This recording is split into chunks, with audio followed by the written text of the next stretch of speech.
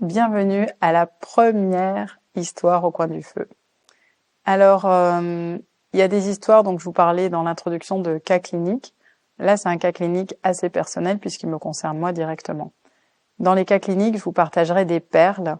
Les perles, pour être clair, ce sont des concrétions. Donc, rappelez-vous, c'est une particule qui vient s'infiltrer.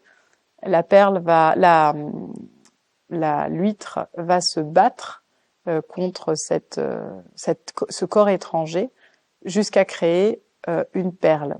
Donc une perle, c'est pas né forcément, donc cette magnifique perle n'est pas née forcément de quelque chose de joyeux, de léger. Donc voilà comment commence la première histoire au coin du feu. Donc je suis guide jeu joué à Nature et Découverte, donc il y a de ça très longtemps. C'était dans mon archéologie. Et à l'époque, il y avait des petits éléphants qui étaient ramenés d'Asie, des petits éléphants je peux pas dire en peluche, c'était des tissus cousus, absolument magnifiques. Et je me dis, ah mais ça serait génial. Il faudrait que j'ai ça chez moi. Allez savoir pourquoi, je voulais cet éléphant vert. Et j'achète cet éléphant vert. Très contente d'avoir cet éléphant vert. Et pendant des années, je voyage avec cet éléphant vert.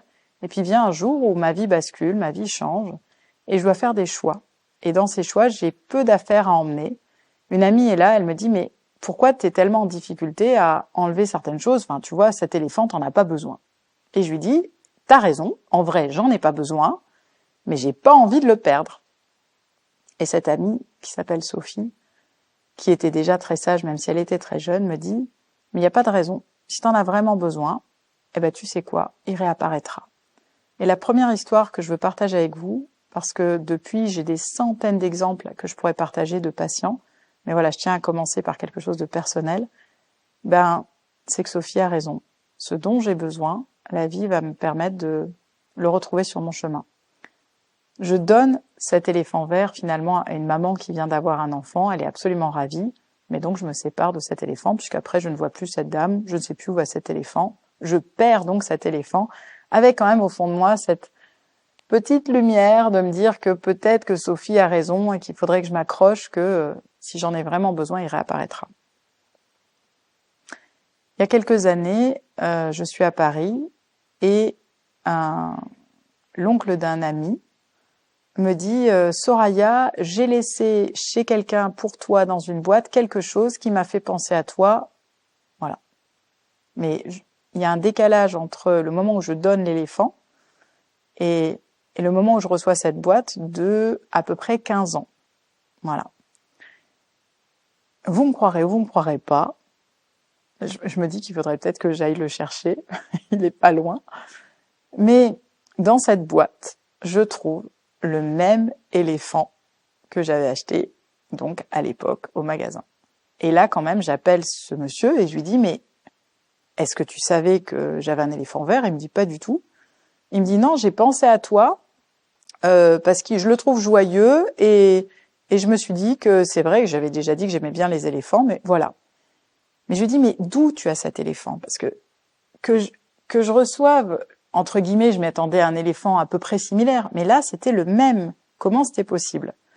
Et en fait, ce monsieur, je ne le savais pas, il avait construit des barrages pendant des années au Vietnam, et je ne savais pas non plus que la filière que nous avions pour avoir ces éléphants donc au magasin venait du Vietnam. Et donc, en fait, c'était de l'artisanat local. Il avait à l'époque acheté ça, donc lui, il y a plus de 30 ans. Il l'avait gardé, il avait toute une collection, et il avait décidé de m'offrir ce petit éléphant vert. Donc, tout ça pour vous dire, c'est la petite lumière de l'inconscient qui va éclairer autrement. Si je regarde la vie du côté de la crypte, avec la première lecture, la vie est émaillée de quelque chose que nous recevons, puis parfois nous perdons. Il y a quelque chose comme ça qui vient où je dois accepter de recevoir, puis de perdre. Ça fait partie de la vie. Mais si j'ai la lumière qui vient de l'autre côté, quelque part, j'ai toujours ce dont j'ai réellement besoin. Et ça va vous paraître étrange, mais quand je suis partie déménager dans le sud, j'étais très heureuse d'emmener mon petit éléphant vert dans mes bagages parce que pour moi, cet éléphant vert, et représente ce que Sophie m'avait dit ce jour-là, ce que beaucoup de maîtres ont dit avant, vous aurez toujours ce dont vous avez besoin quand vous en avez besoin.